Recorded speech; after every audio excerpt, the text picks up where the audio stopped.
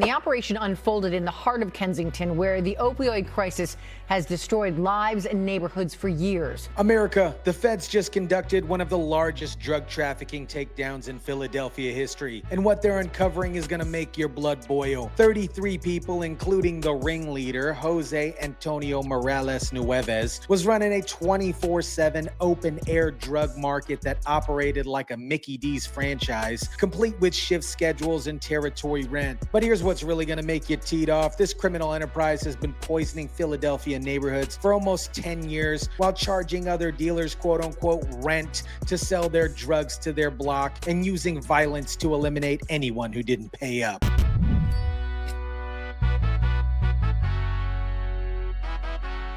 And now this. Chilling images. According to the FBI, these masked gunmen are part of a dangerous drug ring that was dismantled today in the city.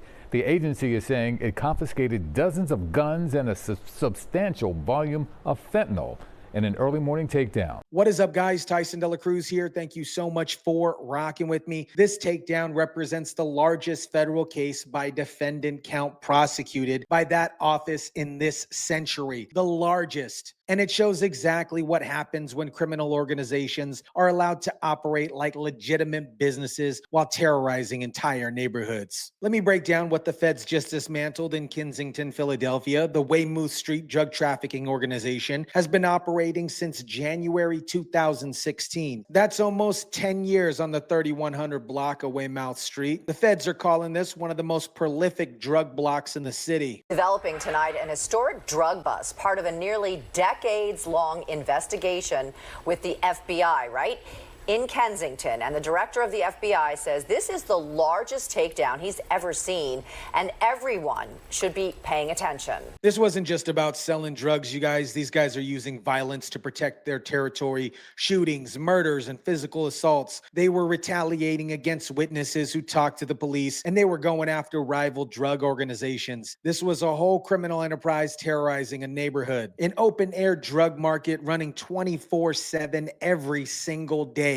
Fentanyl, heroin, cocaine, regular cocaine. They had it all. But what makes this even more infuriating is how they structured this operation like a legitimate corporation. We have permanently removed a drug trafficking organization out of the streets of Philadelphia, and they're going to stop pouring guns and chemicals and drugs into our communities, and our children are safer today. FBI Director Cash Money Patel himself announced this takedown, saying we have permanently removed a drug trafficking organization out of the streets of Philadelphia, and they're going to stop pouring guns and chemicals and drugs into our communities, and our children are safer. Now, let me tell you guys about the leadership structure, because this is important and it shows you how sophisticated these criminal organizations have become. The head of this operation is Jose Antonio Morales Nueves. They called him Flaco. 45 years old, from Puerto Rico. This man was charging other dealers rent to sell drugs on his block. Rent, like he owned the dang street. The 170-page indictment outlined how the gang was run by two main leaders,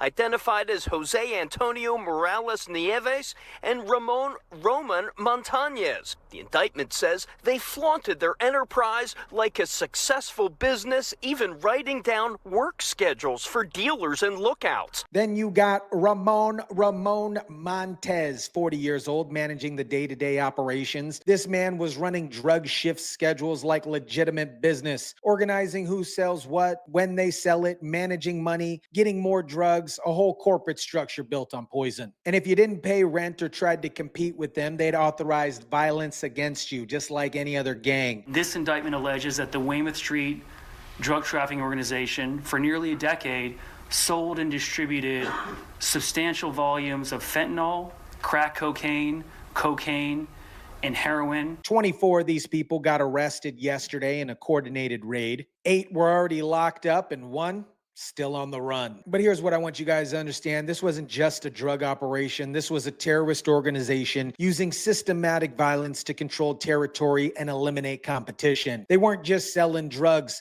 They were making it possible for families to live in peace. Chopper 3 was over the scene earlier today as FBI agents moved in over the 3100 block of Weymouth Street. The U.S. Attorney's Office says 33 people have been indicted in this case. 30 are now in custody. Those arrests stretching from the city to the state. 1 of the 33 people arrested yesterday in a coordinated raid. 8 were already locked up and 1 still on the run. But here's what I want you guys to understand. This wasn't just a drug operation. This was a terrorist organization using systematic violence to control territory and eliminate competition. They weren't just selling drugs. They were making it possible for families to live in peace. Chopper 3 was over the scene earlier today as FBI agents moved in over the 3100 block of Weymouth Street. The U.S. Attorney's Office says 30 are now in custody. Those arrests stretching from the city to Delaware, South Jersey, and Puerto Rico. And look what they recovered. Dozens of firearms, including assault rifles, and substantial amounts of fentanyl and narcotics. Investigators also say members enforced their territory through threats of assaults, shootings, and murder.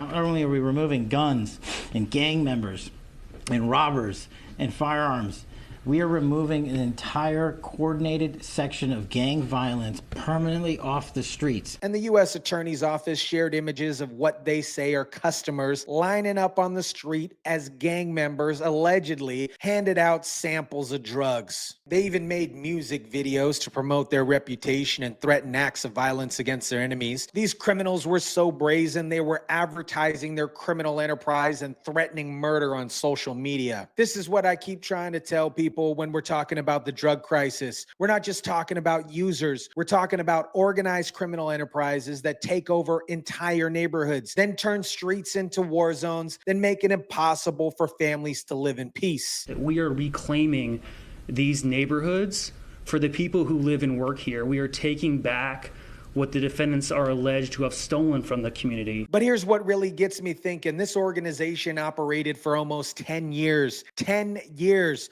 How many people died from their drugs? How many families got destroyed? How many kids couldn't play outside because of the violence? How many businesses couldn't operate because of the chaos? Philadelphia police commissioner said something that caught my attention, and he called this One Philly in action. Federal, state, and local agencies working together instead of fighting turf battles. That's what it takes, you guys, and that's how you take communities back. It's one of those few cases which, if successful, will eliminate an entire criminal outfit. It will clean and cleanse a whole neighborhood and will virtually eradicate a violent drug trafficking organization root and stem. This is part of something called PSN Recon, Project Safe Neighborhood, where they're specifically targeting the most violent and dangerous actors in Philadelphia. And you know what? It is about time. These communities have been suffering while these criminals got rich off their misery. This criminal enterprise was responsible for supplying the Philadelphia region with cocaine and crack cocaine, as well as marijuana. Ringleader Jimmy Torres is still on the run, and police know he's lived in both Philadelphia and Puerto Rico. His son, Matthew Torres, was arrested, along with Johnny Bartholomew, who was stashing drugs at his house before distributing them around the city. During the arrest on Thursday, police also got 19 guns, 12 kilos of cocaine, 50 pounds of marijuana, and $275,000 in cash, as well as cars involved in the trafficking. The investigation on this group, who primarily worked out of 5th and Cornwall, started last July. This shows you the pattern. Multiple criminal organizations operating simultaneously, all using violence to protect territory, making millions off of poisoning communities, and officials are warning their work isn't done. As one investigator said, you don't want this smoke because we are all coming now. You guys, when people talk about criminal justice reform and being soft on crime, show them this case. Show them what happens when criminal organizations are allowed to operate freely. They don't just sell drugs. They terrorize entire neighborhoods. They use violence to control territory. They destroy communities. Now, this federal raid went down just a block away from where there is a fall children's festival block party scheduled for starting just about now.